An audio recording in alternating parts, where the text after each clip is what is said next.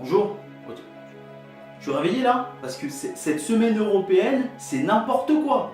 Je veux dire, la Lazio là en Europa League qui se fait éliminer à Salzbourg, qui se prend 3 buts en 5 minutes, je crois, un truc comme ça. Ils menaient 1-0. Mais alors ils ont explosé défensivement. Arsenal qui a failli se faire enfler parce que le niveau de jeu n'était pas là. Ils ont failli prendre le troisième, ils ont failli prendre 3-0. Là, au CSK, bon bah heureusement ils font 2-2. Et puis l'Atlético qui a galéré au Sporting. Même si bon bah Grisou, va falloir se réveiller parce que tu auras des occasions frérot. Et bon là on va s'intéresser au match de l'OM. Et ce match de l'OM hier soir, il n'a pas démarré comme il faut. Hein. Je peux vous dire que bon moi j'étais pas pour l'OM, j'étais plutôt neutre. Si l'OM va en finale et gagne l'Europa League, bon bah si nous Lyon on finit 3ème, ça nous empêche les tours de barrage à la noix là, de Ligue des Champions, ça m'arrange, mais bon. J'étais un petit peu vénère contre Rudy Garcia. Voilà compo de départ sur l'équipe. Bon bah l'équipe ils mettent Bounassar ailier gauche. Je dis quoi? C'est quoi ces conneries? Il est où au Campos? J'ai pas tout compris là comme ça. Et puis finalement je me dis bah ça doit être une défense à 5. Alors j'ai pas regardé le match sur W9, je sais pas s'ils ont rodé qu'il y avait une défense à 5 à l'OM cette semaine. Je sais pas ça.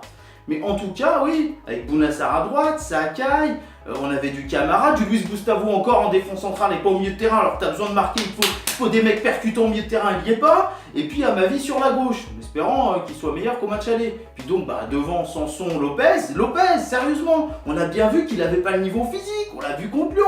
Enfin au bout d'un moment, faut arrêter les conneries. Puis Payet à gauche, bon, bah, encore une fois pas en meneur de jeu, je trouve ça dommage. On joue avec un seul attaquant, Mitroglou, j'aurais bien aimé voir Mitroglou Germain. Thauvin à droite normal.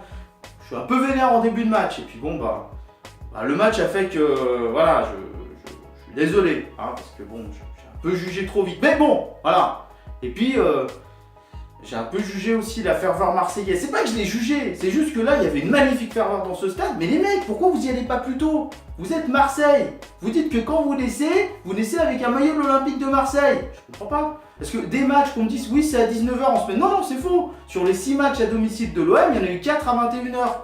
Comment ça se fait que vous n'étiez pas tous présents au match de poule par exemple? Ou en 16ème de finale? Enfin tu vois des trucs comme ça. Au bout d'un moment.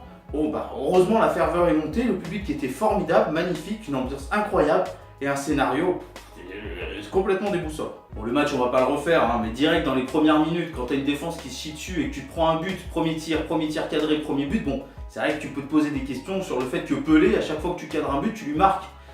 Bon, il montrera plus tard dans le match que non, notamment sur ses sorties aériennes et notamment sur sa dernière parade qui a été faite avec les fesses. La bite, je sais pas en fait comment il fait cette dernière parade, mais bon, en tout cas il l'a fait. Et bon, et puis il faut pas oublier que les gens qui disent oui Pelé il a pas le niveau de Mandanda, bah oui il a pas le niveau de Mandanda. S'il avait le niveau de Mandanda, il serait en équipe de France. Faut réfléchir un petit peu, mais bon. En tout cas, la réaction marseillaise a été incroyable. Vous l'avez tous vu, le but de Mitroglou. Le but contre son camp de Islanker. Du coup c'est pas pareil. Mais bon, en tout cas, Mitroglou a été présent. Son match est pas mauvais.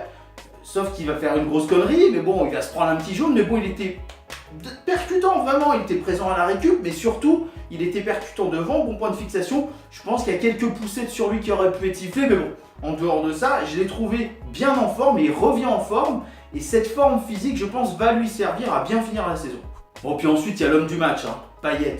Payet, techniquement, c'était magique hier, c'était incroyable. Quand il est à ce niveau-là, il est formidable. Je retrouve le Payet des poules de l'Euro 2016. Il faudrait que je le retrouve plus souvent ce Payet-là pour qu'on me dise oui, l'équipe de France, Dimitri Payet, oui, il faudrait qu'il soit plus souvent là. Au lieu de le faire 4 fois dans l'année, il faudrait le faire une vingtaine de fois dans l'année, ça. En tout cas, magnifique ouverture pour Morgan Sanson. Morgan Sanson, il va falloir travailler la finition. Bon, Goulashi a été énorme hier. Goulashi, c'est le gardien de Leipzig, pour ceux qui... Voilà, parce qu'on ne le connaissait pas, c'est un Hongrois, on l'a découvert cette année, il est incroyable. Il fait une double parade sur Sanson. Elle est magnifique, mais bon, manque de peau pour lui, sa défense a été catastrophique hier. Et puis Bounassar, il arrive, il met le but, mais alors, il est complètement oublié. Sa défense, il était là, il la cherchait comme ça. Tiens, ça me rappelle le geste de quelqu'un. On en reparlera un peu plus tard. Et là, il y a l'instant magique. Ouais, je prends la pause, style, je suis au bar pour te parler, parce qu'il y a l'instant magique. Il y a le but de Payet, il est magnifique. Il est formidable, mais Mitroglou, là, qu'est-ce que tu nous fais? Tu nous coules le navire, mec! Qu'est-ce que tu fais? Pourquoi tu fais cette faute-là? Elle sert à rien. Mais quelle frappe de Payet, encore une fois. Le Payet de l'Euro 2016. Elle est magnifique, elle est limpide. Il fallait vraiment ça pour tromper le gardien de Leipzig. Et malheureusement, il n'y a pas but. Et le pire, c'est que plus tard, l'OM va perdre Bounassar. Et ça, c'est triste. Mais Adil Rami arrive. Et Adil Rami arrive pas pour... il va faire un petit peu le ménage quand même. Hein.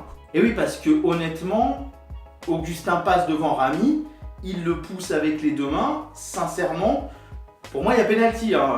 Je pense que oui. Surtout quand on voit que oui, il y a pénalty de Benassia sur Lucas Vázquez, c'est que c'est à peu près la même faute sans la jambe qui vient sur les côtes. Mais par contre, il y a les 2 mains, il n'y en a pas qu'une. Donc là, oui, il y a péno et l'OM s'en sort plutôt pas mal sur ce coup-là. Bon, ensuite, il y a le coup franc de Payet, le but de Thauvin. Alors, Thauvin, il a fait un bon match hier. C'était pas un match incroyable pour moi. Je l'ai vu un petit peu percutant, mais le problème, c'est que est-ce que vraiment Thauvin n'a pas fait un match incroyable ou est-ce que Payet a fait un énorme match à tel point que ça en occulte un petit peu la prestation de Thauvin? Et je me demande si c'est pas cette solution-là qu'il y a à choisir. Hein, parce que bon, derrière, malheureusement, ben, tu te prends le but de Jean-Kévin. Je me demande pourquoi tu défends comme ça. Quoi. Ah oui, il faut pas faire ça, c'est vrai. Faut pas faire ça. On y reviendra plus tard, Et puis il y a le chef-d'œuvre de Payet, quoi. La passe de Thauvin, le petit passement de jambes, paf, l'extérieur, là, paf, pied droit plein de lucarne. La parade de Pelé, comme je l'ai dit, hein, avec les couilles, hein, j'ai l'impression quand même. Ça lui a pas fait mal apparemment. Peut-être une coquille ou un truc comme ça, je sais pas. Et puis le but de Sakai, peut-être hors jeu, mais bon, c'est anecdotique. Il y a 5-2 à ce moment-là. Gros match du milieu de terrain, vraiment Sanson, Lopez. Lopez, techniquement, c'est beau à voir. Et il a été présent dans la percussion, dans le duel quand même. Sanson qui a été très présent dans le duel, excellent, j'ai trouvé à la remise, à la relance, dans l'anticipation, dans le positionnement. Alors la défense marseillaise n'a pas été mauvaise, même si je vois encore des lacunes côté Amavi. Mais le seul truc, c'est que les seules fois où ils se font prendre, malheureusement, soit la frappe est trop compliquée à arrêter pour Pelé, soit malheureusement Pelé n'est pas un gardien de classe internationale. Et donc, forcément, ça manque un petit peu. Et c'est surtout que l'OM peut passer au travers.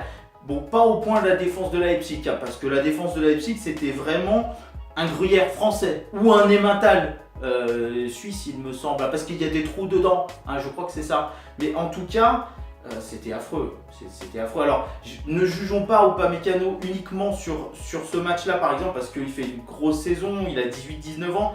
Mais la défense de Leipzig, c'était affreux. Le milieu de terrain Leipzig a été plutôt présent, hein, notamment Keita, hein, qui apparemment cherchait ses coéquipiers dans les tribunes ou de la famille, je ne sais pas. Mais le dernier qui avait fait ça, ça lui a pas porté chance, et à toi non plus.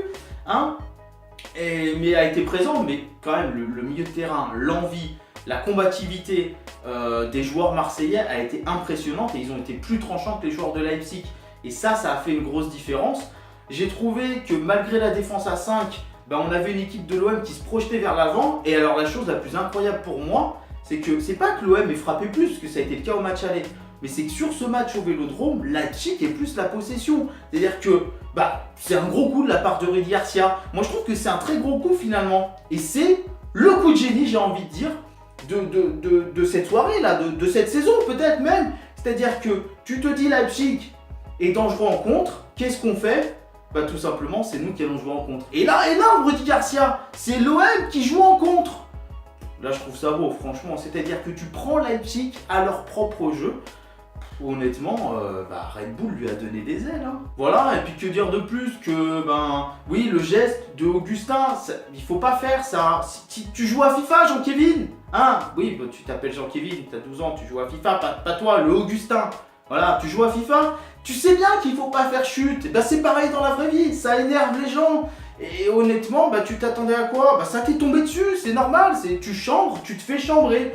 Bon, de là à se faire chambrer par un journaliste du Phocéen, il y a peut-être à un moment donné, en tant que journaliste, à garder sa neutralité, mais je comprends, t'es un petit peu dans l'émotion, t'es un petit peu là, et t'as envie de le taquiner. C'est un peu de bonne guerre. En tout cas, on a vécu une soirée incroyable, une semaine hallucinante. Et j'ai trouvé cet Olympique de Marseille très bon. Maintenant, il va falloir jouer l'autre Red Bull, Salzbourg. Alors, une canette, c'est déjà pas mal. Moi, j'aime pas. Hein. 2 canettes d'affilée comme ça, est-ce que ça va passer ? Je sais pas, au niveau de la digestion. Ce que je sais, c'est qu'il va falloir être un peu plus solide quand même défensivement. Et le retour de Mandanda, je vous le souhaite. Je sais pas exactement, je me rappelle plus pour combien de temps il en a. Même si Pelé est un bon gardien, mais il faut un gardien d'un cran au-dessus. Et on sait que cette équipe de Salzbourg peut mettre le feu.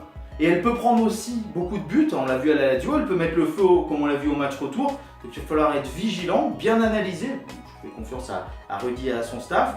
Et puis bonne chance aux Marseillais pour la suite, félicitations pour cette victoire. Et puis bravo à Dimitri Payet qui a fait un grand match. Mais pour moi, l'homme du match, c'est le guerrier, c'est Sakai parce qu'il a fait un match formidable, il a mis l'envie. Pour moi, c'est lui l'homme du match. Mettez-moi dans les commentaires quel est pour vous l'homme du match, comment vous avez vécu cette soirée, qu'est-ce que vous en avez pensé. Et puis n'oubliez pas, si la vidéo vous a plu, si la vidéo vous a plu, c'est compliqué à dire, le petit pouce bleu. Hein, franchement, moi, ça fait extrêmement plaisir. Et puis, ça fait que la vidéo est un peu plus suggérée, ça fait qu'elle peut être mieux vue. Je vous le cache pas, N'hésitez pas à la partager sur les réseaux sociaux, dans la vraie vie, à partager la chaîne aussi. Partagez la vie, tout ce que vous voulez, hein, et à vous abonner pour qu'on soit de plus en plus nombreux et que mon foot à moi devienne notre foot à nous.